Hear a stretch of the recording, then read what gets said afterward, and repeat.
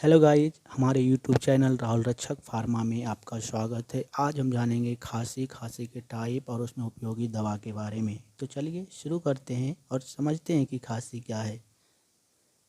गले और सांस की नलियों को साफ करने के लिए हवा बाहर निकालने पर अचानक आने वाली तेज खरखराहट आवाज़ को खांसी यानी कफ कहते हैं।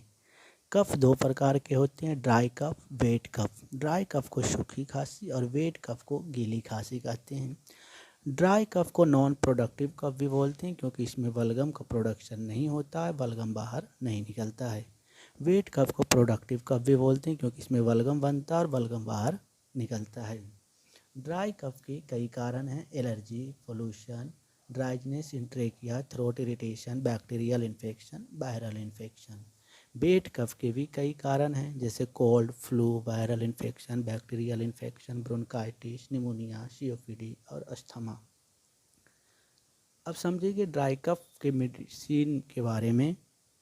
जब आपको सिर्फ सूखी खांसी हो तब हमें डेक्स्ट्रोमेथोर्फेन का उपयोग करना चाहिए क्योंकि ये कफ सेंटर को सप्रेस कर देता है जिससे कि हमारी खांसी ठीक हो जाती है।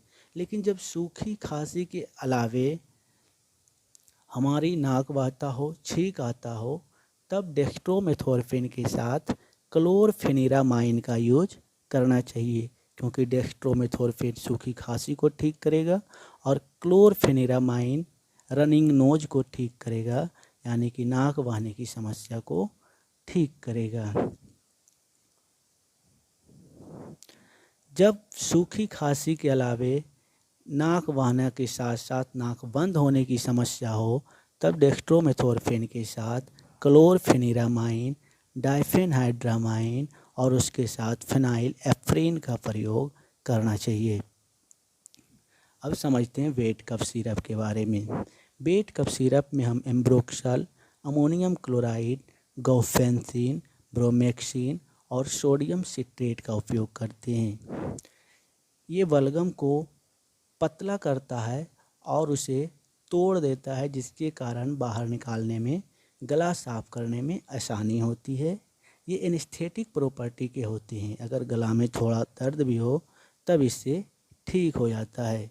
लेकिन खांसी के साथ अगर सांस फूलने की समस्या हो तब हम ब्रोंकोडायलेटर का यूज करते हैं जैसे लीवोसाल्ब्यूटामोल, साल्ब्यूटामोल और टर्ब्यूटालिन। ये सांस फूलने की समस्या में राहत देता है।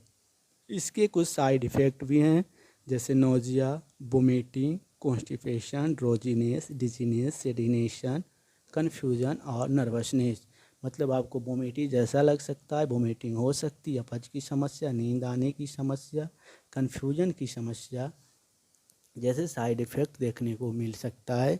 इसके कई ब्रांडेड मेडिसिन मार्केट में उपलब्ध हैं जैसे ब्रोजिडेक्स, बेनाड्रिल, एलेक्स, कोरेक्स इत्यादि। तो आप समझ चुके होंगे आप अपने खांसी के लिए कौन सी दवा का चूज कर सकते हैं अपने हिसाब से। Thank you. मिलते हैं अब दूसरी वीडियो में किसी और